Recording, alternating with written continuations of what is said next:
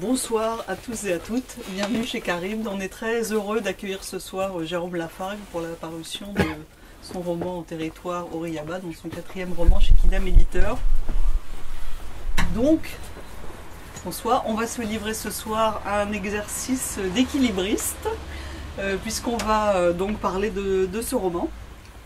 Donc on retrouve des thèmes qui sont chers à Jérôme Lafargue, donc une légende familiale mystérieuse, une lignée d'hommes hors normes, le cadre magnifique de la forêt landaise, de l'océan, des mythes, des mystères, tout ça autour du récit d'une traque effrénée en forêt. Donc un récit dans lequel le rêve, la magie, la réalité s'entremêlent. Mais tout ça en tentant, selon la règle bien établie chez Caribde, de ne rien dévoiler de l'intrigue et des retournements pour pas gâcher le plaisir du lecteur qui est immense quand on lit Jérôme Lafargue. Donc on va commencer par lire un extrait. Je pense très souvent à cette matinée où Opwéan et moi avons planté le liquide en barre. Son application a délimité le périmètre du trou qu'il m'avait aidé à creuser torse nu sous la bruine. Son sourire satisfait après qu'il eut achevé de tapoter la terre autour du jeune tronc pour l'aplanir, la préparer à recevoir l'eau qui aiderait l'arbre à croître au fil des années. C'était quelques mois avant la disparition d'Andoni, une période d'insouciance et de rectitude du temps. Il suffit de si peu pour que des vies soient à jamais chamboulées, mais à moins d'être touché soi-même, on n'accorde généralement pas de crédit à ce type de lieu commun. Les conditions annoncées paraissent propices lorsque, il y a quelques semaines, à la fin du mois de septembre, Opwéan décide de surfer. Il se faufile hors de la maison à l'aube, sans un bruit, afin de ne pas réveiller la baby-sitter qui le garde, parce qu'Opwéan, c'est un petit garçon de 10 ans, afin de ne pas réveiller la baby-sitter qui le garde lorsque sa mère, infirmière à l'hôpital de la ville la plus proche, travaille de nuit. Andoni, son père, mon frère, fait la guerre ou un truc approchant à des milliers de kilomètres. Quant à moi, Archibald, je dors probablement dans mon repère. L'apprentissage de la solitude est court et efficace dans notre famille. Opwéan n'a pas cherché à y résister. Il marche quelques mètres avant d'enfourcher sa bécane. L'air frais brûle sa poitrine, tandis qu'il pédale avec enthousiasme. Il gravit la côte qui mène à l'océan sans effort. Il n'a plus à transbahuter le chariot instable accroché à son vélo par du fil de fer. Désormais, sa planche est installée sur un rack solide, verrouillé sur le côté droit de la bicyclette. Andoni a pris le temps de lui bricoler lors de l'une de ses permissions. L'espace nécessaire pour son passage n'est plus que de 2,75 m, la taille exacte de son longboard, et non plus de 5,20 m comme au temps glorieux du wagonnet en bois. Le seul inconvénient de ce niveau dispositif reste que Petit Loup, son berger allemand à poil long, ne peut plus se coucher sur la planche pour se rendre à la plage. Il doit à présent courir à ses côtés, ce qu'il fait sans difficulté. Parvenu à sa taille adulte, il n'a plus rien du chiot fébrile que des touristes bienveillants abrités sous leur parasol l'été dernier, lorsque le soleil se faisait trop agressif. À l'exception de son poitrail chamois, son pelage est d'un noir qui tire vers le gris, et son museau effilé achève de rendre confondante sa ressemblance avec un véritable loup. Nul ne s'aventurerait à importuner le gamin tant que l'animal est à proximité. À 7 h du matin, en cette saison, les quelques places de parking dessinées le long de l'accès à la dune sont inoccupées sauf une. Un gros utilitaire fourbu par les âges trône tout au sommet. Le véhicule n'est pas fermé, les serrures ne fonctionnent plus depuis belle lurette. La première fois qu'Opwéan a vu la serpe mettre en marche sa camionnette, il n'a pu s'empêcher de hurler de rire. Le vieux avait ouvert le capot et connecté 2 ou 3 machins pour que le moteur se mît à ronronner. Puis il était monté à bord, poussant les 2 grands setters irlandais qui l'attendaient, et avec un grand sourire avait filé à son boulot de réparateur à tout faire. Au début, ils ne communiquaient qu'air ces deux-là, à peine un salut à la dérobée une fois dans l'eau. Qui pouvait bien se soucier d'un gosse nanti d'une planche encore trop grande pour lui? Mais si Opwéan avait rencontré la Serbe de façon furtive à 2 reprises chez moi, et ne connaissait de lui que des racontards que je jugeais encore trop tôt de démêler pour préserver son innocence, mon vieux compagnon savait plus que tout autre qui était Opwéan, et il ne se trouvait jamais là par hasard. Il veillait sur mon neveu et, ce faisant, assistait à l'éclosion d'un talent hors norme. Opwéan est une merveille à contempler. Patient, intuitif et nageur exceptionnel, il franchit des barres qui effraieraient des types aguerris. Il lance son corps gracile et sec à l'assaut de rouleaux dépassant parfois les 2 mètres. Sa science innée du placement sur la planche lui permet d'accompagner la vague dans une danse harmonieuse et consentante. Opwéan a hérité des aptitudes de son père, aussi à l'aise dans des vaguelettes de 50 cm que calés dans le tube d'un monstre de plus de 3 mètres. Mais il les a transcendés pour en faire une ode à la beauté et à l'abandon. Il caracole sur le longboard ultra léger qu'Andoni a fait shaper sur mesure pour lui. D'un gris nuancé avec 2 blancs bleu roi qui courent sur la longueur, sa sobriété s'adapte parfaitement à son tempérament sombre. Une fois leurs sessions respectives terminées, la serpe ne se lasse jamais de le voir longer le bord des flots, les mains derrière le dos et son chien virevoltant autour de lui. Il examine l'océan, l'apprend, et c'est parfois à regret que la serpe quitte ce spectacle silencieux. Le petit monde des surfeurs locaux a fini par connaître Opwean, chacun gardant un œil sur lui sans s'inquiéter outre mesure des dangers qu'il encourt dans l'océan. Son destin est tout tracé. Un féroce compétiteur promis à la gloire, entrant avec panache et élégance dans le cénacle des plus grands watermen, bousculant hiérarchie et records. Des surfeurs aussi souples, inventifs et téméraires, on en a peu vu comme lui dans le coin. Sans doute même est-il l'un des premiers spécimens d'un nouveau genre. Son entêtement à surfer sur une longue planche alors qu'il est déjà à son aise sur une plus courte en dit long sur son tempérament. Il entrera dans la légende. Mais Opwean n'y pense pas, à vrai dire, il s'en moque éperdument. Il ne surfe que pour lui-même et ne demande conseil à personne. Les rudiments enseignés par son père lui suffisent, même s'il écoute avec respect les indications que l'un ou l'autre consent à lui prodiguer dans l'eau. Il ne cherche même pas à susciter l'admiration de la serpe, ce quinquas au corps noueux et aux cheveux longs et filasses. Sa gueule lui rappelle celle de ce chanteur américain figurant sur nombre de pochettes de disques du paternel. Il n'a cure qu'on dise du vieux qu'il s'agit d'un type à éviter, qui vivrait dans une cabane insalubre en lisière de forêt. Ils se sont reconnus très vite. Ils n'ont dû échanger que quelques dizaines de mots depuis ce mois d'avril il y a 2 ans, quand ils se sont trouvés à l'eau ensemble pour la première fois. Cela leur plaît ainsi.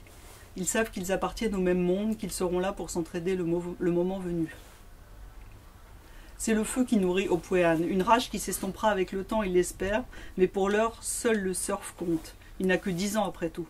La babysitter va venir le récupérer, mais il sera alors trop loin derrière les vagues pour entendre ses récriminations, et il réprimera un rire à l'avoir gesticulé comme une furie sur la plage. Non, il n'ira pas à l'école, à quoi bon? La vie obéit à des cycles sans pitié, les espèces vivantes l'envahissent puis s'éteignent les unes après les autres. Il l'a lu dans une revue scientifique qui traînait chez le dentiste quelques semaines auparavant. L'humanité n'est que de passage, et lui, garçon mélancolique, qui est-il sinon une ridicule particule de poussière?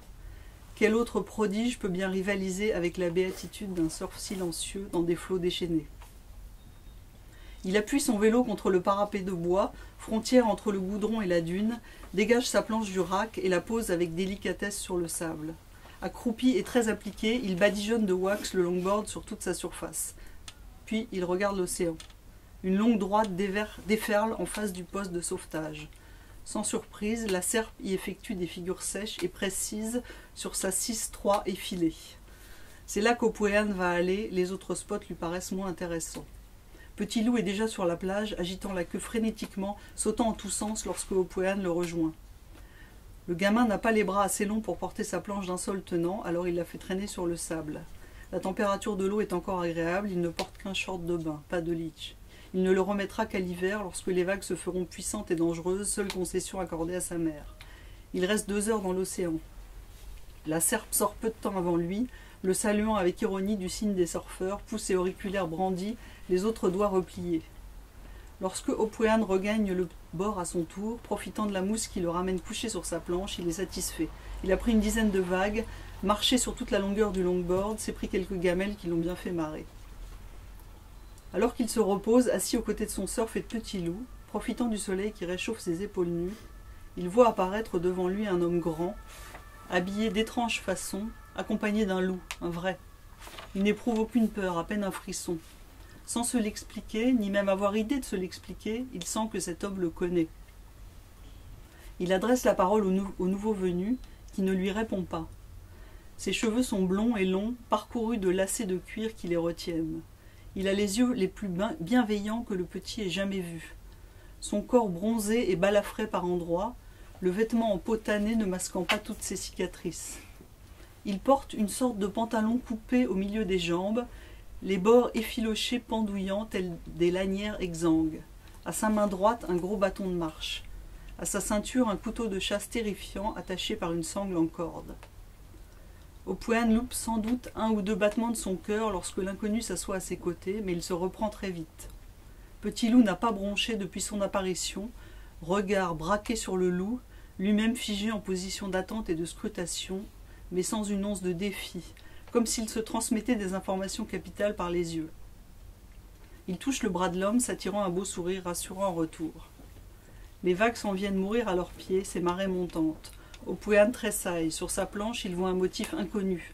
À l'endroit où le shaper a posé sa marque, qui sert de repère à Opouéane lorsqu'il est allongé, se trouve désormais une sorte de carte, dont la forme rappelle une tête de loup rieur, tout droit sortie d'un cartoon. La voix de la babysitter furibarde achève de le remettre à l'endroit. L'homme s'esquive, non sans un clin d'œil, et plonge dans les premières vagues pour s'éloigner d'un crawl puissant, le loup à sa suite. Opouéane se relève abruti. Il a dû rêver. Sa planche a repris son aspect normal. Petit Loup ne paraît pas excité outre mesure, et il lui faut rentrer.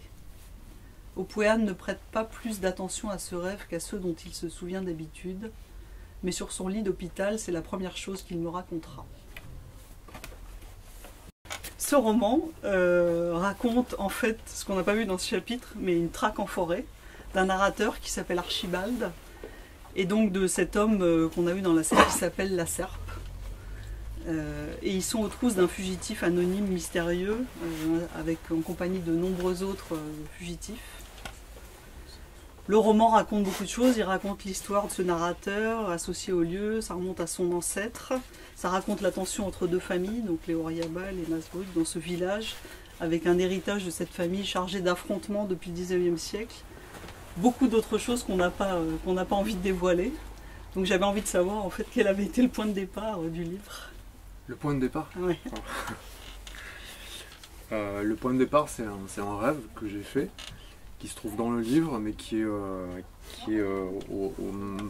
dans le premier tiers. Et qui a actionné tout un tas d'autres choses. Et donc j'ai commencé à écrire. La difficulté, c'est que l'émerveillement aussi, c'est que j'ai pas de plan. Donc je pars et je sais pas trop où je vais. Ce qui m'angoisse un peu parce que c'est censé avoir une suite. Je suis pas encore persuadé des pistes que je vais choisir ou pas. Voilà. Mais le point de départ, c'est un rêve. Un rêve très bizarre, étrange, inattendu. Et puis c'était un thème qui m'intéressait énormément parce qu'il est beaucoup question de ce qu'on appelle les rêves lucides. C'est-à-dire ces rêves qu'on arrive à orienter, c'est-à-dire lorsqu'on est lorsqu'on a conscience qu'on est en train de rêver. Et comme je suis un rêveur lucide, on va dire médiocre, mais ce sont des choses qui m'arrivent. Et je voulais creuser un petit peu cette espèce de truc bizarre. Alors c'est pour ça que dans le bouquin, je réponds un peu à côté aussi, hein, mais dans le bouquin je voulais pas que ce soit quelque chose qui soit complètement onirique, c'est-à-dire, voilà, je voulais vraiment que le personnage principal, qui est l'un des personnages principaux, qui est Archibald, soit un peu entre ces deux perspectives de la rationalité, c'est-à-dire il sait pas trop ce qui lui arrive, mais en même temps il a envie de comprendre, d'essayer d'interpréter avec une perspective terre à terre, matérialiste, tout en se laissant complètement emporter par quelque chose dont il sait que ça va le dépasser d'une façon ou d'une autre. Donc je voulais maintenir un peu cette tension, quoi, entre les deux façons de voir les choses. C'est-à-dire qu'il n'est ni complètement rationnel, ni complètement emporté, il est entre les deux, il n'arrive pas à choisir, et c'est ça qui le perturbe aussi. Voilà. Alors, à l'origine de cette traque, donc de la traque qui est un peu l'armature du livre, donc il y a l'acte de désobéissance du personnage qu'on a vu dans la scène, donc qui est Opouéane, qui est ce petit garçon de 10 ans, qui est un génie du surf, et qui donc s'est enfui de chez lui après avoir appris la mort de son père, donc qui est le frère du narrateur, Archibald. Et puis il y a aussi plusieurs rêves. Donc les rêves se mêlent souvent à la réalité dans les romans, et puis les ombres des disparus aux vivants, comme on a pu un peu le pressentir dans la scène. Mais en fait, ce qui est extraordinaire quand on lit, c'est qu'on ne se pose jamais la question de la crédibilité. C'est-à-dire que ça se mélange. Je voulais savoir si c'était une question que vous posiez au moment de l'écriture, cette question de la crédibilité, ou si... Non, non, mais ça me fait très plaisir que vous disiez ça, vraiment sincèrement, parce que moi j'aime beaucoup la littérature, on va se dire latino-américaine, et tout ce qu'on appelait à un moment donné réalisme magique, mais bon, qui en fait une espèce de catégorie un peu restrictive, je trouve. Mais la plupart du temps, notamment dans les contes, il se passe des choses absolument extraordinaires, mais le lecteur ne se pose jamais la question de savoir pourquoi c'est comme ça. Il y en a tout un tas. Le type qui arrive dans un village, il se rend compte que toute sa famille et tout le monde du village sont des singes. Il ne se pose pas la question de savoir pourquoi ce sont des singes. Il cherche ce qui l'importe, c'est de retrouver sa famille. Voilà. Et donc pour le lecteur, ça veut dire ok, c'est des singes, il n'y a pas de problème. Et je trouve que cette espèce ouais, voilà, on franchit une frontière, puis on est ailleurs, et on est ailleurs, point. Voilà. Et du coup, non, je crois qu'il ne faut pas se poser la question de la crédibilité, parce que sinon on se sent obligé de faire une espèce de structure, de charpenter un truc qui finalement va être artificiel. Donc si ça l'est pas, c'est chouette. Ouais, alors, donc il y a cette histoire de lignée familiale, je vais y revenir, et puis sinon donc il y a ce personnage de la serpe qu'on a vu aussi dans la scène, donc qui est un surfeur aussi, un homme plus âgé, qui fait pas partie de la famille. Alors, il a un physique un peu particulier, à un moment il est décrit comme un Iggy Pop latino, cuivré comme un Indien des plaines. C'est aussi un surfeur, c'est un sage, clairement c'est un taiseux. Et il est fabuleux parce qu'il connaît parfaitement tout ce qui se rapporte à la forêt, à l'océan, au ciel. Il a aussi le cœur qui bat très lentement, un peu comme une espèce un grand mammifère marin.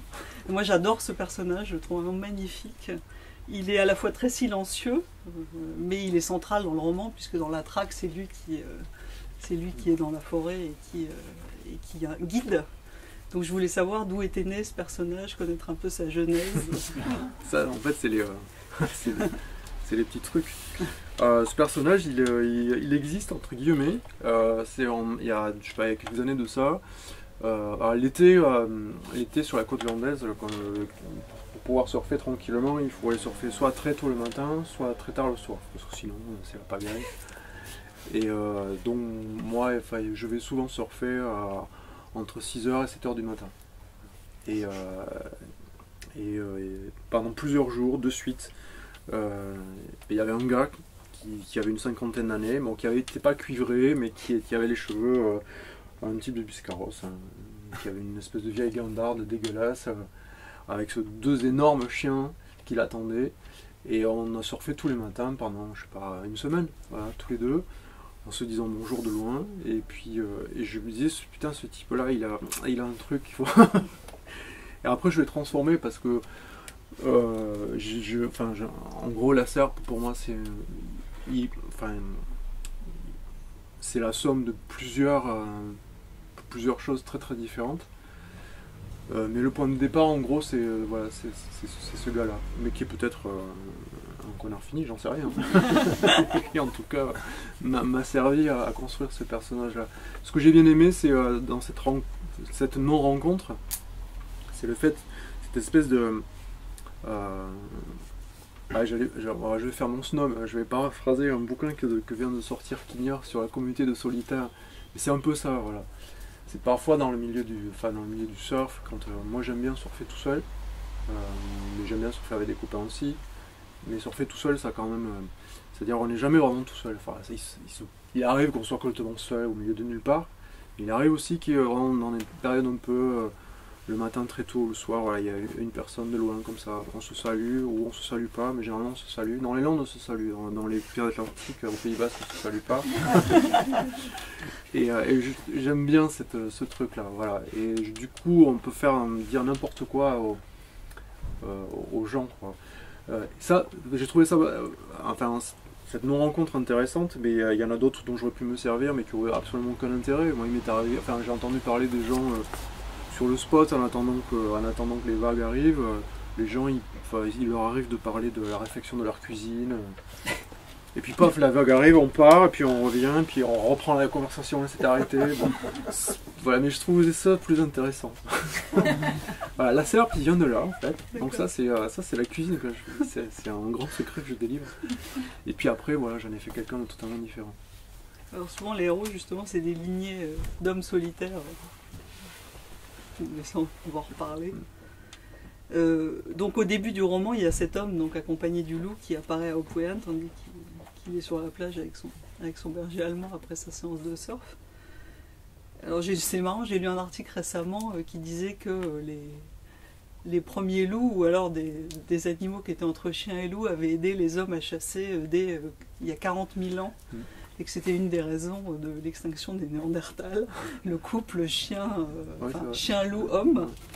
Et donc ça, ce couple homme-chien ou homme-loup, ou alors le loup, comme compagnon, ou comme cristallisation des peurs, ou même symbole de résistance à l'homme, c'est un thème récurrent qu'on voit dans le roman. Donc je voulais savoir d'où vous venez aussi, cette fascination durable pour le loup. Ça, en revanche, je ne saurais pas l'expliquer, je sais pas trop. Je sais pas trop d'où ça vient. Non, sincèrement, je sais pas, il faudrait peut-être un psychanalyste.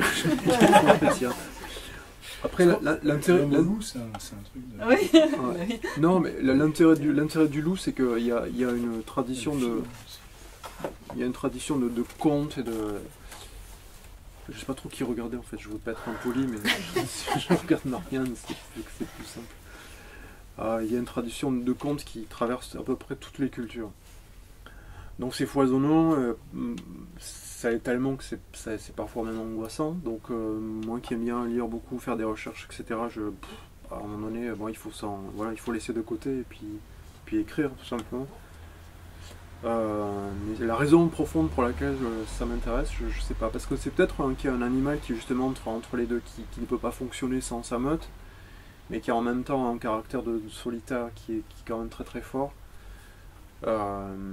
Et peut-être, je pense que peut-être la raison la plus... c'est ma passion pour Jack London, où le loup est souvent très présent, mais pas forcément dans... Enfin, souvent le loup chez Jack London, il est traité de façon très, très dure. C'est l'ennemi. C'est rare quand on trouve le loup qui est présenté sous un jour favorable. Ça arrive, hein, mais c'est assez rare. Donc, comme j'ai lu tout Jack London et que c'est une espèce de auteur mythique pour moi, peut-être que ça vient de là, mais sans certitude. Sans certitude aucune. Voilà, donc je ne sais pas trop répondre à ça. Mais il y a chez toi un usage de l'animal comme symbole fantastique, c'est-à-dire qu'il y a toujours une fonction chez l'animal qui représente à la fois quelque chose de sauvage et en même temps qui introduit une dimension fantastique. Un hérisson, un écureuil, un loup. Parce que c'est un loup qui n'est pas tout à fait un loup. Ouais.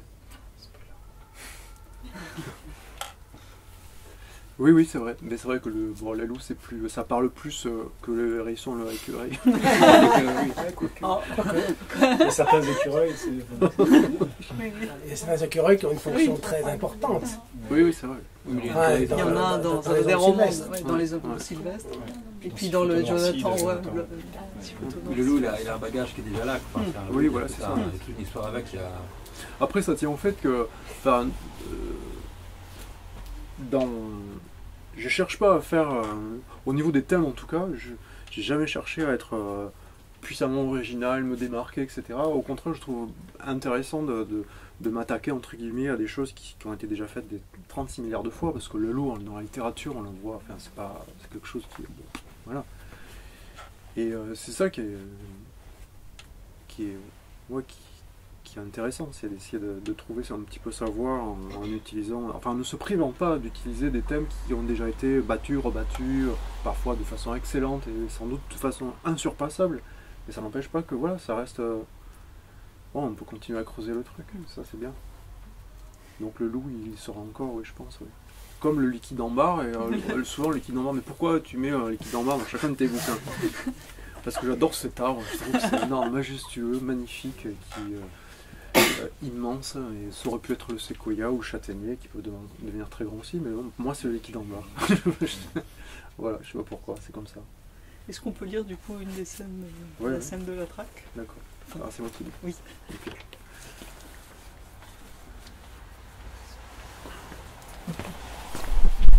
Bon, c'est un chapitre très court, c'est un chapitre de la traque, donc qui est symbolisé par un fusil à lunettes. Hein, c'est moi qui ai eu l'idée.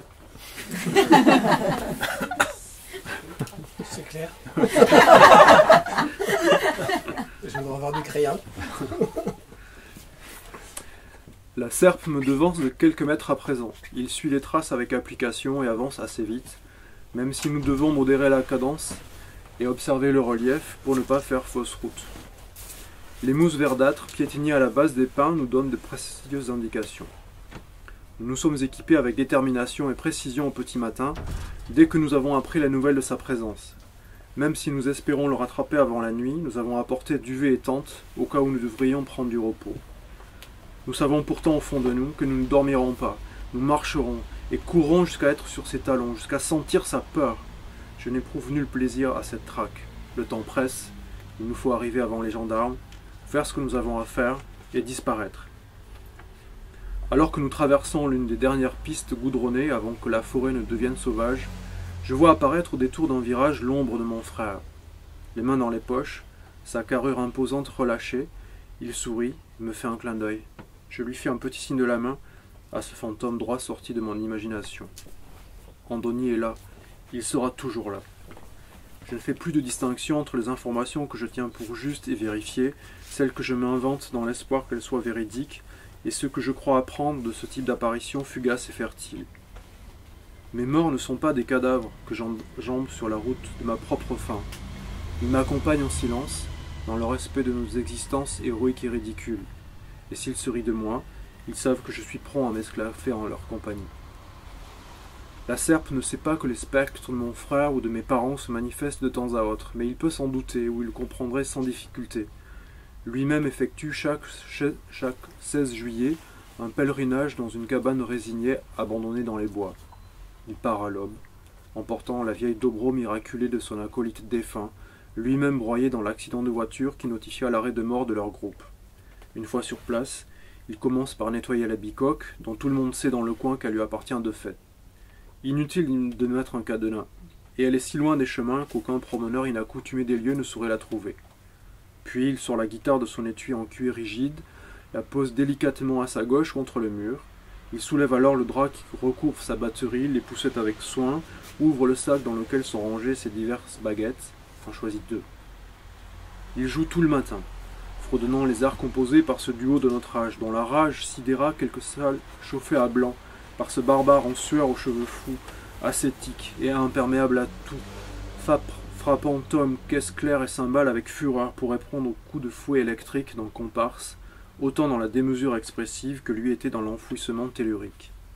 Je les ai vus en concert une seule fois. J'ai eu l'impression que la terre s'ouvrait sous nos pieds, tandis que les murs et le plafond s'effondraient. Une armée de pocoteurs en furie me libéra de ce saisissement, mais j'avais ressenti en une fraction de seconde la terreur d'une situation aberrante d'où seule une bravoure hors d'âge aurait pu m'extraire. La serpe est le seul être que je connaisse qui ne joue pas de rôle et reste uniformément tendu vers la remise de soi à ses démons internes, qu'il accepte avec sagesse et neutralité. Si quelqu'un peut nous amener vers notre proie plus vite que les autres, c'est bien lui. Voilà. C'est bien. La lecture, pas le passage. Alors, la musique, c'est un thème qui est très souvent présent dans les livres aussi. Les personnages sont souvent musiciens. Bon, il y a évidemment l'année de l'hippocampe, où pendant la première moitié du livre, on a un album par page, par chapitre. Le personnage écoute un seul album par jour et écrit un chapitre. Mais il y a plusieurs musiciens, plusieurs personnages. Donc, je voulais savoir si c'était la musique jouait un rôle pendant l'écriture de vos livres. Bah, si je disais non, ce serait bizarre. Et lequel? Bah, oui, j'écris souvent en musique. Après, quel type de musique, ça dépend. Pour l'hippocampe, oui, il m'arrivait souvent d'écrire avec le morceau que j'avais choisi. Parce que j'étais parti du principe que... je suis persuadé en tout cas, que la musique peut orienter l'écriture. En tout cas, chez moi, ça marche comme ça. Je peux avoir une idée, puis en écoutant tel ou tel morceau de musique, je peux changer complètement d'orientation. Et donc je me laisse porter un peu par ça. Quitte plus tard à la relecture à supprimer complètement les passages et à tout virer. C'est-à-dire, je ne me souviens pas forcément qu'est-ce que j'écoutais au moment où j'écrivais. Mais je pense que ça peut être...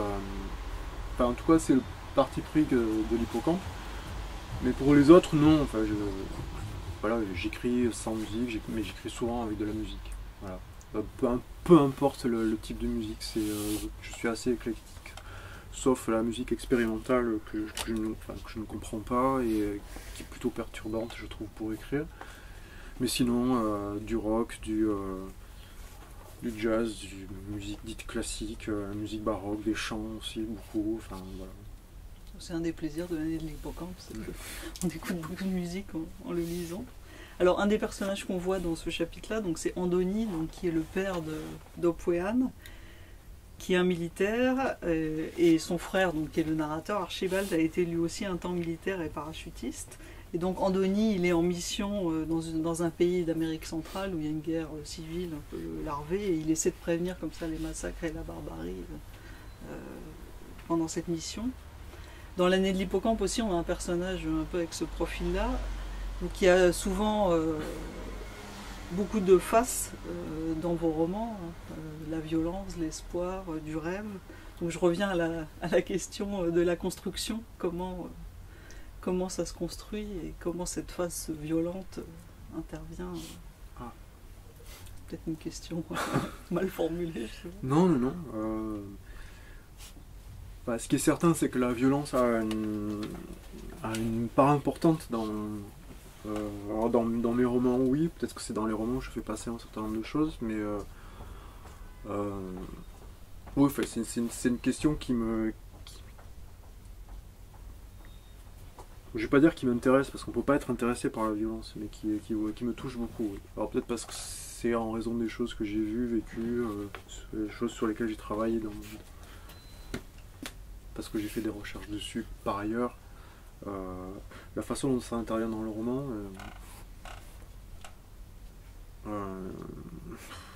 c'est complexe. En gros, Andoni et Archibald sont deux personnages qui ont une grande violence en eux. L'un la maîtrise beaucoup mieux que l'autre, c'est Andoni, qui est pourtant celui qui a été militaire, force spéciale, etc. Archibald étant beaucoup plus explosif et qui a peur justement de ce qu'il a en lui. Donc à un moment donné, je comprends qu'ils se sont beaucoup battus dans leur jeunesse et qui sont toujours vécus dans cette espèce de tension permanente avec cette famille, donc les Massegrut, qui est un peu la famille ennemie, parce que ce sont des choses qui sont réelles dans des villages. Moi j'ai connu ça quand j'étais gamin, donc c'est une réminiscence aussi.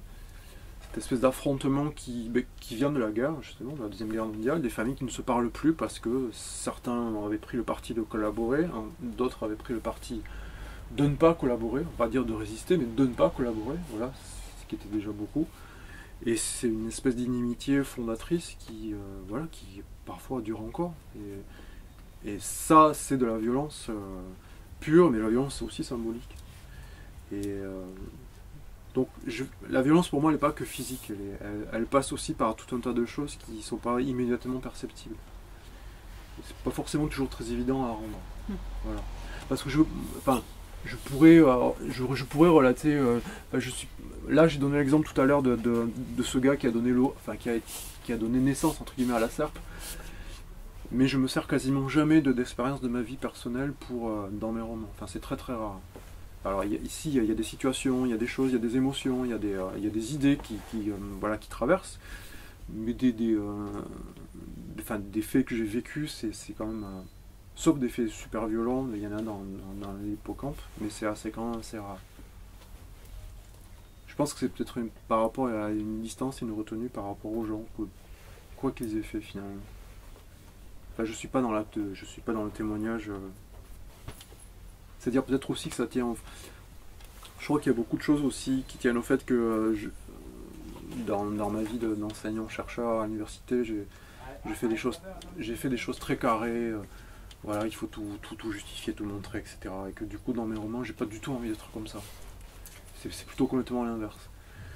Et donc c'est pour ça que je veux pas de plan, je veux pas de... Voilà, entre guillemets, enfin, même si je n'accorde pas beaucoup d'importance à ce genre de trucs un peu manichéens, mais mon vrai moi, il est là, il n'est pas dans ce que je fais dans les recherches, mais il est aussi dans ce que j'ai fait dans les recherches universitaires, parce que travailler sur la violence, aller au Kenya par exemple, voilà, me balader, ça j'en parlerai un jour, même se balader dans des paysages magnifiques avec des gens qui vous expliquent comment ils sont pris pour découper en morceaux des types, ça marque quand même, voilà. Mais sauf que bon, moi je fais partie des gens qui à un moment donné se disent ben stop, il y a un article que j'ai failli faire et que j'ai jamais fait sur une espèce de massacre qui a eu lieu dans une forêt. J'avais réuni tous les éléments de part et d'autre de ceux qui ont massacré et de ceux qui ont été, les familles de ceux qui ont été massacrés. J'avais les deux visions. Et puis ben, ça sort. Enfin, c'est pas moi qui le ferais. Voilà, parce qu'à un moment donné,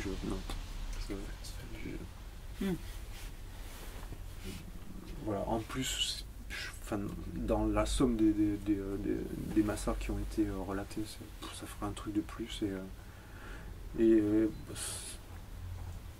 Enfin, je l'ai vécu de façon tellement pas perturbante, mais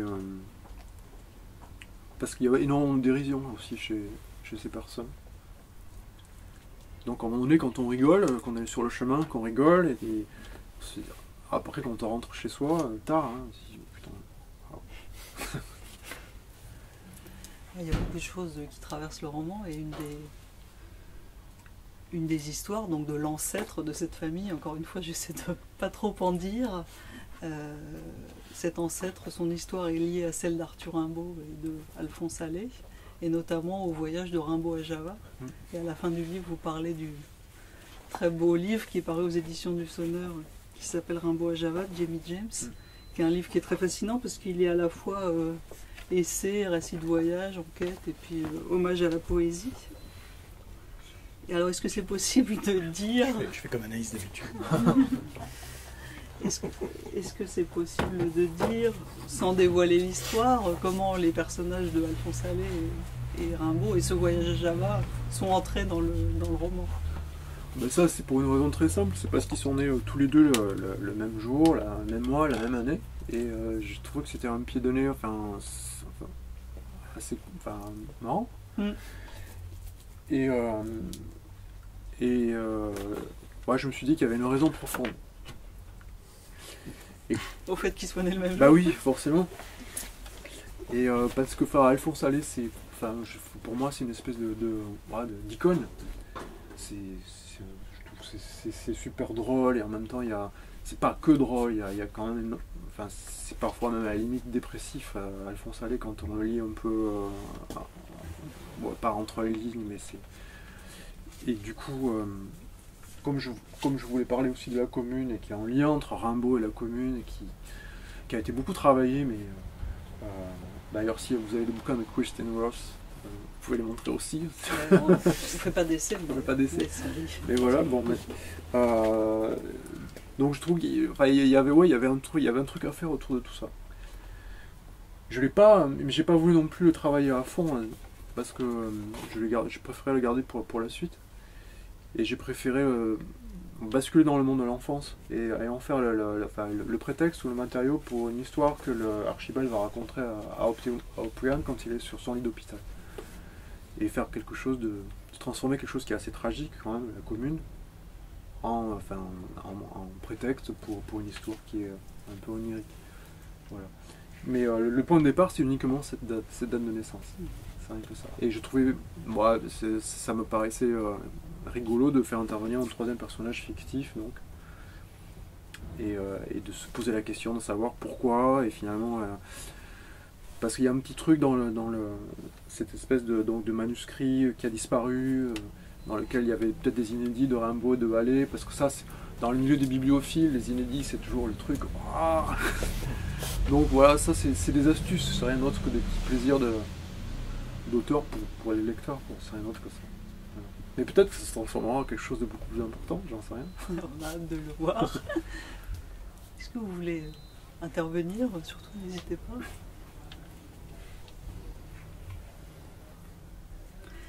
Alors moi j'ai une autre question, parce que les héros dans vos livres, ils appartiennent souvent à des lignées d'hommes comme ça, solitaires, indépendants, d'une même famille, qui sont plutôt atypiques, qui tracent leur route. Et puis les personnages féminins, ils sont souvent en arrière-plan. Un des personnages féminins les plus fascinants, donc c'est au début de votre premier roman, L'Ami Butler. C'est donc Maria Sombrano, qui est l'héroïne d'une nouvelle, c'est une Chilienne. Et en fait, cette femme, elle est habitée par des histoires, mais elle est incapable de les écrire. Et du coup, elle devient la muse terrifiée et malheureuse, je cite, de beaucoup d'auteurs latino-américains de la fin du 19e et du début du 20e, alors qu'elle aurait dû devenir une écrivaine de renom par elle-même, si le fait d'écrire la plongeait pas immédiatement dans la fièvre et dans le délire. Et en fait, ma question, c'était, est-ce que vous imaginez de faire un roman avec une héroïne féminine au-delà de Maria Sombrano? Bah ouais, c'est une question qu'on m'a déjà posée, et sincèrement, là, pour le moment, la réponse, c'est non. Non, parce que on va s'arrêter là. Non, mais non, je m'en sens... je m'en sens pas capable.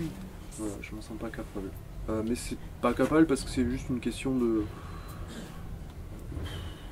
Enfin, c'est un ressenti personnel, c'est une question d'humilité. Je vois pas comment je pourrais ressentir. Mais bon, on va me dire, ouais, mais c'est genré ton truc, machin. Mais non, enfin, je me sens pas femme du tout. C'est-à-dire dans le sens où je vois pas comment je pourrais me mettre dans la tête d'une nana. Et c'est complètement stupide en même temps, parce que tous les nanas sont... Enfin, nous sommes tous des individus, n'est-ce pas? Nous sommes tous des petits atomes, mais bon, chaque nana et chaque mec, c'est différent. Mais là, non, je vois pas le... De façon ponctuelle, oui, enfin, mais sur la longueur, sur un roman, enfin, je me trouverais complètement illégitime. Mais vraiment. C'est de la même façon qu'il y a dans le bouquin, il y a très peu de... Ou alors c'est allusif, mais il y a très peu de scènes de sexe, parce que ça m'intéresse pas, enfin, je vois pas trop l'intérêt. C'est pas... Si c'est pertinent, bon, ok, mais si ça l'est pas, non, enfin... Et puis je trouve que c'est très difficile à écrire.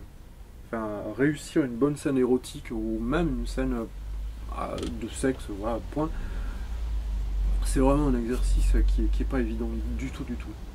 Parce que où est la remise de soi là-dedans? C'est-à-dire parce que moi quand j'écris, il y a beaucoup de moi là dans tout ça. Donc du coup, comment est-ce qu'on va partir avec ses expériences perso? Est-ce qu'au contraire on va essayer de faire quelque chose de totalement autre? Enfin, c'est des questions à la limite que j'ai pas vraiment envie de me poser. Donc du coup, voilà. Soit c'est allusif, soit en territoire Oyaba, il y a zéro, quoi. De toute façon, les femmes sont encore... elles sont très en retrait, mais parce qu'elles seront plus en avant dans le suivant. Donc c'est aussi un parti pris. Voilà. C'est pas parce que j'aime pas les femmes. Donc la fin du roman en annonce une suite ou plusieurs suites. Vous avez des choses. Bon, c'est content avec 3. Si j'ai déjà des pistes. C'était construit comme ça? Non, des pistes pour la suite? Mais peut-être qu'il n'y en aura que 2, je sais pas. Il y en aura sans doute un entre la numéro 2 et il y aura peut-être un qui n'aura rien à voir. Parce que je veux me donner du temps quand même. Je veux pas... Ce que je peux dire, moi, comme anecdote, c'est que Jérôme m'a envoyé un texto. Ah mais tu veux me faire passer pour un dingue? Non, c'est une anecdote parce qu'elle est liée avec ce que tu as dit au départ. Ou à la question de Marianne, d'où c'est parti. J'ai reçu un petit texto en me disant « J'ai fait un super rêve cette nuit et c'est la suite. J'ai le début là, du second. » Mais effectivement, il y aura quelque chose d'autre entre-temps. Donc on a parlé un peu déjà des motifs récurrents qu'il y avait dans les livres, notamment le loup, le liquide en barre, les écureuils. Il y a aussi la nature, la mer, le surf, la forêt landaise. Et puis on a la sensation donc d'un univers connu, mais en même temps on est toujours dans un récit avec énormément d'imagination, de retournement, d'inattendu.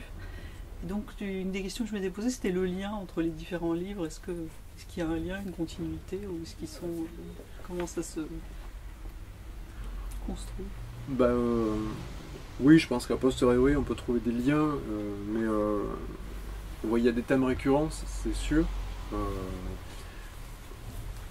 Alors, pour vous dire les choses franchement, c'est que après l'année d'Hippocampe, je voulais faire quelque chose qui était qui tranchait un peu, hein, mais qui tranchait pas en termes de style ou autre, mais en termes de thème. Et puis finalement, j'étais happé par, voilà, parce que dans l'Oriaba, on trouve des choses qui sont déjà présentes dans les hommes sylvestres, la forêt, un peu grappillé, un peu dans les 3 premiers, ce qu'on va trouver dans le 4e.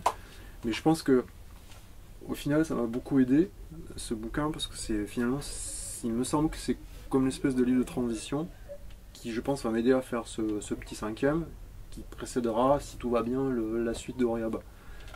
Parce que sans ça, j'aurais pas pu le faire. Voilà. Donc, le truc, c'est que je suis assez lent comme garçon. Il y a des choses que je mets du temps. Je mets du temps à me rendre compte que, ah bah oui, tiens, tu aurais pu faire ça, ou tu aurais dû aller là, et du coup, ça peut être pénible pour l'entourage, mais moi, c'est ma façon d'être. Voilà. Donc, là, sincèrement, Oriaba, oui, c'est vrai, j'ai reparlé de la forêt, oui, c'est vrai qu'il y a encore du surf, oui, c'est vrai qu'il y a... il y a encore cette passion pour la littérature, mais bon, en même temps, c'est ma voix. Voilà. Je vais pas... Alors là, je vais faire mon gros prétentieux de base, mais il y a des choses que je pourrais écrire qui fonctionneraient très bien, mais pour moi, ce serait uniquement de la technique. C'est-à-dire, comme je suis un très gros lecteur, au bout d'un moment, il y a plein de ficelles, de trucs. Même dans certains romans, je vois des ficelles, je dis, bah non, c'est décevant, quoi. Et c'est pas très compliqué d'écrire des choses, de poursuivre un genre, et j'ai pas envie de faire ça. Parce que moi, je suis persuadé que... bon, là, tant pis si je passe pour un mec bizarre, mais sans aller jusqu'à dire que... il y a un poète américain, parce que ça c'est une anecdote que j'aime bien sortir, mais dont le nom m'échappe, parce que ça c'est la quarantaine, du coup je perds la mémoire, mais qui était persuadé, mais il est assez connu, il était persuadé que c'était Garcia Lorca qui guidait sa main. Alors moi je suis pas comme ça, je suis pas aussi barré à dire que c'est quelqu'un qui guide ma main, mais je suis persuadé qu'il y a un truc qui fait que, en tout cas à ma voix, moi, c'est d'écrire à peu près, pas toujours sur les mêmes choses, mais il y a une espèce d'émotion qui traverse tous mes bouquins, qui est là, et qui me représente, et contre laquelle je ne dois pas aller. Quoi qu'il arrive, voilà. Et que le jour où je finirai par faire un truc qui est un peu artificiel, un peu technique, un peu filou, un peu malin, mais ça voudra dire que je me serai éloigné de cette voie. Ça vaut, peut-être que, et je pense que Pascal le verra tout de suite. Parce que la chance, attends, laisse-moi terminer parce que je vais tresser des louanges. C'était pas prévu. La chance que j'ai, c'est de pouvoir travailler sur le long cours avec un éditeur qui est formidable. Et qui, je pense que d'une certaine façon, on s'est un peu trouvés tous les deux. Alors il a d'autres auteurs qu'il adore, hein, mais en tout cas, moi, la relation que j'ai avec lui, c'est une relation unique. Et là, au moment où je parle, pour rien au monde, je voudrais en changer. Voilà. J'aimerais bien Pascal que nous dises comment la rencontre s'est faite et que tu nous dises quelques mots sur la rencontre s'est faite. J'ai lu la nouvelle qui ouvre l'ami Butler. Je l'ai lu sur le site de Dominique Poncet, La Manne Singe, sans savoir que dans le même temps, ou je ne sais pas exactement le timing, que ça avait été peut-être publié dans la revue du Novatila. Je ne sais pas si c'est avant ou après. Et quand j'ai lu cette nouvelle, j'étais estomaqué. Et donc j'ai demandé à Dominique Poncet de me donner le contact pour joindre Jérôme. Et je lui ai envoyé un mail lui disant que cette nouvelle m'avait énormément marqué et que je pensais qu'il pouvait avoir un manuscrit dans un tiroir. Mais c'était comme ça, quoi. C'est ce qui me venait. Et effectivement, il y en avait un et je lui ai dit il faut le ressortir. Elle travaillait, mais parce qu'il était mécontent de ce qu'il avait. Et donc après, moi je lui dis, bon, moi je ne suis pas pressé, mais je souhaite travailler avec vous. Quoi. À l'époque, je vous voyais. Non, ce que j'aime dans le travail, c'est que moi je ne suis pas pressé. Et c'est vrai que quand il y a eu un territoire au Yaba, bien sûr ça brassait des thèmes qui avaient été déjà traités auparavant. Mais il y avait quelque chose d'une autre veine, ça va dans une autre direction, même s'il y a des thèmes qui s'y rattachent. Moi, ce que j'aime chez lui, c'est cette espèce de confrontation entre cette capacité à magnifier vraiment la nature dans sa puissance ou bien dans le détail, c'est-à-dire ce qui fait que la nature est quelque chose d'émotionnel pour l'homme, et donc que c'est un lien qu'il ne faut absolument pas perdre. Et en parallèle de ça, il y a des choses qui sont absolument très très violentes chez lui. Et ça peut être une violence d'individu, mais aussi une violence collective. Et comment les individus essayent de trouver cette espèce de liberté. Et chez lui, il y a beaucoup de rebelles, quoi. C'est ça qui est intéressant. Et pour moi, le travail central de ça, c'est mon sentiment de lecteur profond, c'est-à-dire c'est quelque chose une volonté de reconstituer un Éden qui serait lié à l'enfance, quoi. Il y a beaucoup de choses qui parlent. Il y a des tas de détails dont on n'a jamais parlé entre nous, etc. Mais après, au fil du temps, on en parle, etc. Il y a des choses qui émergent, il y a des choses que lui va chercher ici ou là. Et pour moi, ça parle de l'Éden, du paradis perdu, voilà, qui est lié à l'enfance. Et après, il y a aussi cette dimension familiale, mais la famille ouverte, c'est-à-dire pas la famille sclérosée. C'est-à-dire qu'il en parle, par exemple, les Masguts, ils sont fermés sur eux-mêmes. Et là, c'est une famille qui est ouverte et qu'effectivement, c'est le lien le plus ténu et en même temps le plus riche, donc à préserver, quoi. C'est comme ça que je vois les choses. Et puis, bon, moi, je suis très dans l'attente, finalement, de ce 5e livre, parce que j'attendais la suite En territoire au Yaba, et puis, bon, il me dit, j'ai une idée géniale. Je dis, bah, ok, on l'a fait, quoi. Et moi, j'attends, voilà, donc... et c'est bien de pouvoir travailler comme ça dans la... Puis là, je dois dire que pour territoire au Yaba, le livre a été aussi travaillé avec Anthony, qui travaillait avec moi auparavant et qui était un des premiers lecteurs du livre. Et sa lecture était très importante aussi, quoi. Parce que Anthony a travaillé sur les livres précédemment, il sait... Et puis on est amis tous les trois, donc voilà, mais on ne va pas s'épargner non plus, quoi. Donc c'était très bien de voir comment le travail pouvait se faire, quoi, avec l'œil d'Anthony, qui est un œil très spécifique, et puis voilà, comment Jérôme voulait travailler les choses, quoi. Donc voilà, c'est ce que je peux dire. Mais bon, voilà, je suis très heureux d'entendre... Et puis c'est quelqu'un qui était très très fidèle à mon égard dans des circonstances très très difficiles, et ça je lui dois.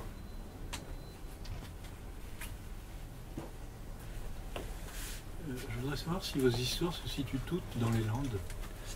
Non, le premier, les Butler, c'est un paysage complètement imaginé. Les trois autres, oui, mais ça va changer. Vous n'êtes pas un porte-parole de ce territoire? Pas du tout, non, pas du tout. Je crois que c'est dans Les Ombres Sylvestres où j'explique entre guillemets, un des personnages dit qu'il se sent... il appartient à ce territoire, mais pas par rapport aux individus qui y habitent, parce que je le dis dans Oriaba aussi, et dans les Landes il y a autant d'abrutis et de gens super intéressants que par n'importe où ailleurs, mais c'est par la dimension de sauvage. Je connais pas toute la France, mais c'est quand même un des rares endroits en France où il y a cette espèce de sauvagerie, dans le sens où il y a des espaces où on peut circuler pendant des jours si on en a envie sans voir absolument personne. Dans la forêt évidemment, il y a des chemins forestiers, on peut traverser la forêt et marcher pendant des jours, et voilà, on peut être tout seul. Et ça c'est quand même...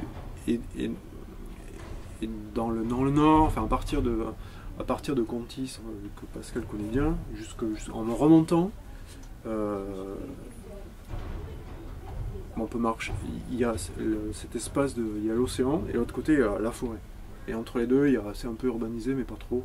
Et ça, il y a des endroits, on fait, je sais pas, à 500 mètres, 1 km, on passe de la plage à la forêt. Dense, mais la forêt est la vraie forêt. Alors bien sûr, généralement la forêt landaise, c'est une forêt de plantation, etc. Mais il y a des endroits dans cette forêt où il y a des forêts qui ont des siècles. C'est des chênes, c'est des aulnes, c'est des petits endroits comme ça qui sont particuliers. Et voilà, sur lesquels on tombe parfois par hasard. Parce que c'est immense, c'est une des plus grande forêt d'Europe aussi. Et puis, ce qui est intéressant, c'est que moi je connais bien les Landes, et pour y avoir été pendant des années.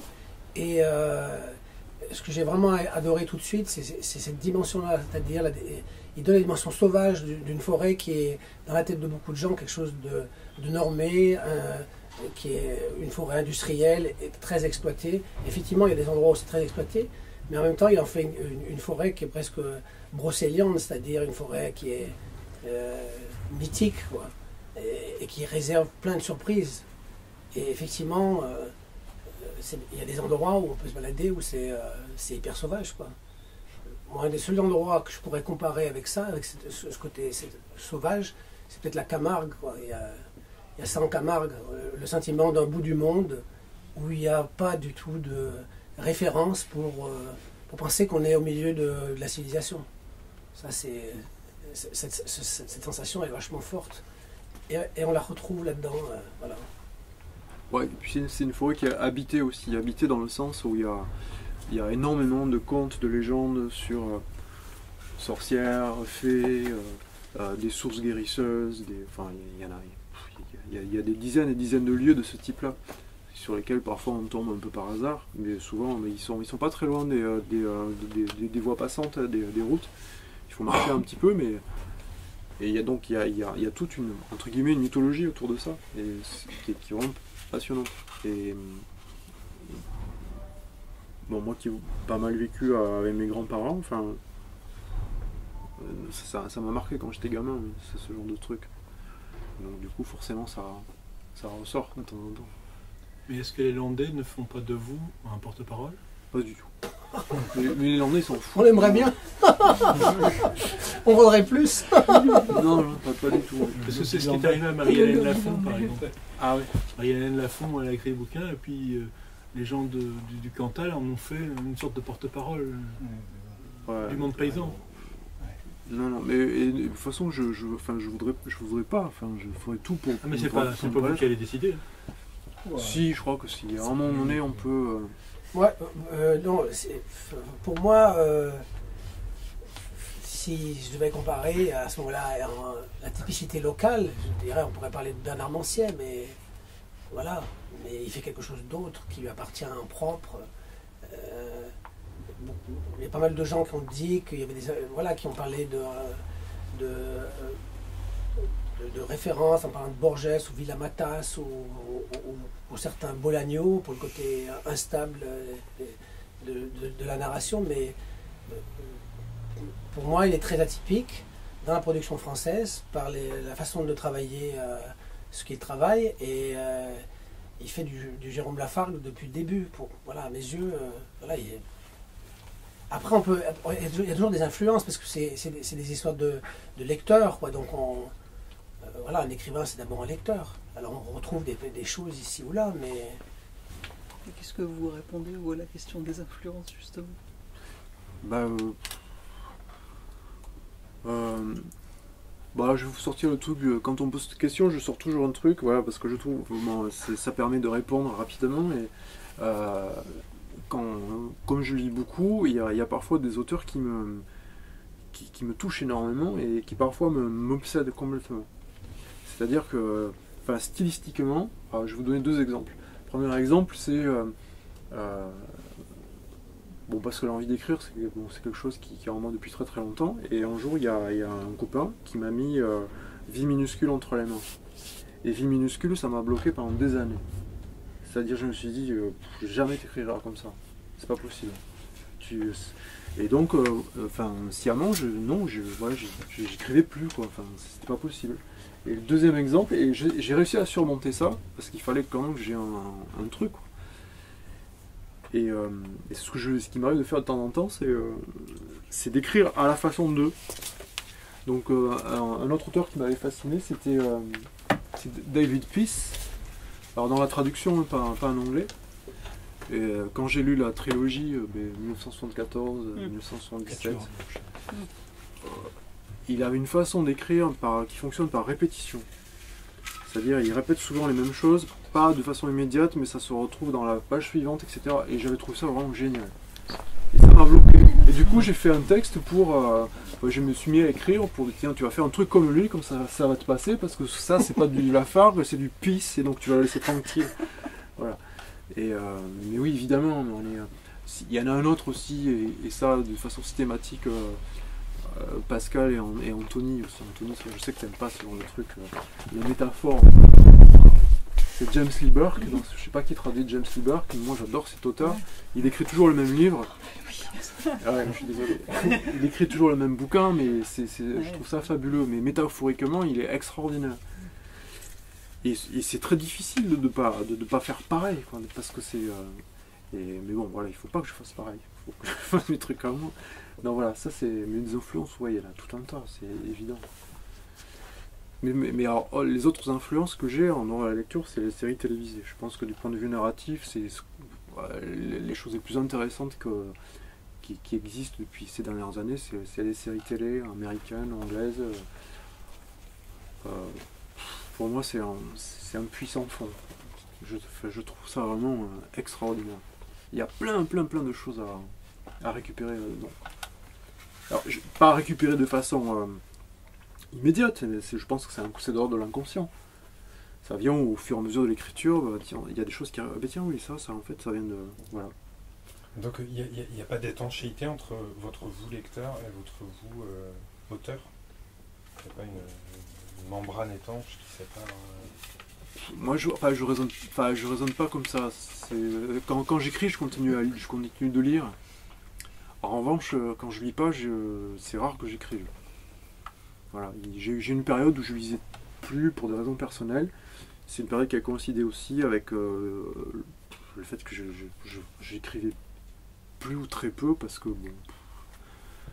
Mais vous pouvez peut-être lire et une fois que vous avez fini de lire et que vous écrivez ce que vous avez lu et... Mais non, mais si, justement, il y a des moments où il y a des choses qui sont très très là. Et donc soit je fais à la manière d'eux, soit je laisse... Enfin, moi j'ai pas de discipline d'écriture, j'écris pas tous les jours, je me lève pas à 6h du matin, et puis après je vais bosser, ou je vais faire autre chose, je vais me balader, je reviens et je réécris, non. Enfin, j'écris quand ça vient, donc parfois quand ça vient, quand c'est là, quand le moment est propice, quand les gamins sont avec moi, donc j'arrête, mais quand ils sont pas avec moi, que je suis tout seul, ou que voilà, il n'y est pas là, plus rien d'autre n'existe. Mais si, oui, la lecture peut être, alors pas forcément bloquante, mais il y a parfois des choses tellement extraordinaires. Et ça, c'est un très grand bonheur de lecteur, c'est-à-dire que se dire qu'il y aura toujours un truc encore merveilleux qui va arriver, et qui va déclencher Enfin, moi je raisonne pas en termes de hiérarchie ou de se situer. Alors je l'ai eu fait au début, mais ça n'a aucun sens en fait. On est, voilà, donc on écrit, et puis point final, peu importe. C'est pas soi-même qui va dire ce que tu fais c'est supérieur à ci ou c'est inférieur à ça. Non.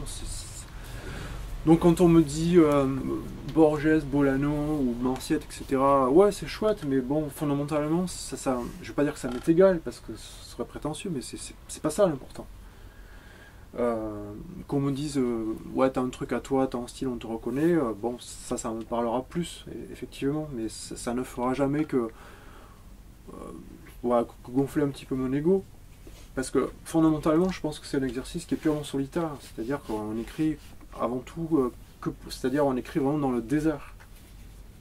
Et moi je pense que quand j'ai commencé à écrire pour de bon entre guillemets, je me suis dit bon mais voilà, ce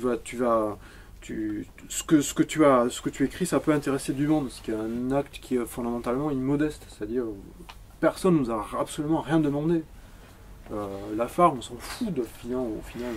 Qu'il soit là ou qu'il soit pas là, c'est pas... Enfin, moi j'estime que... Bon, j'écris pas pour laisser une trace. Du coup, toutes ces problématiques-là, qu'est-ce que la littérature doit faire, qu'est-ce que l'auteur doit faire, pourquoi, ce sont des questionnements qui peuvent venir, mais pas au moment de l'acte d'écriture. Parce que c'est un côté magique. Et la magie, elle est là dans de très rares circonstances. Pour ce qui me concerne, il y a des moments où voilà, il se passe rien. Mais quand il se passe quelque chose, ouais, ça vaut le coup. Vraiment, c'est ça qui est bon. Je sais pas si j'ai répondu à votre question. Moi non plus. Non, mais la lecture, c'est le point de départ de tout. Enfin, il me semble. Je vois pas comment faire autrement, quoi. Et surtout être curieux constamment, voilà.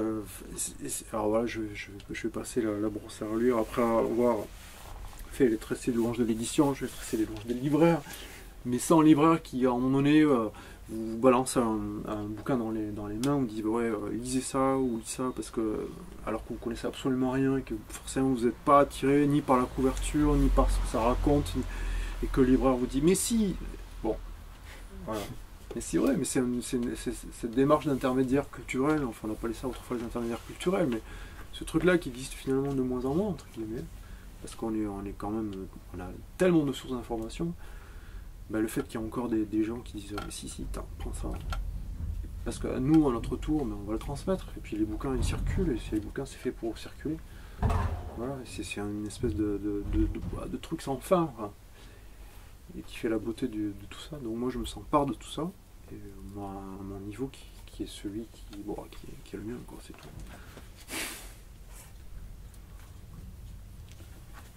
Si vous n'avez pas d'autres questions, merci beaucoup. Je vous invite à faire signer, acheter tous les livres de Jérôme, les offrir. Voilà. Merci beaucoup.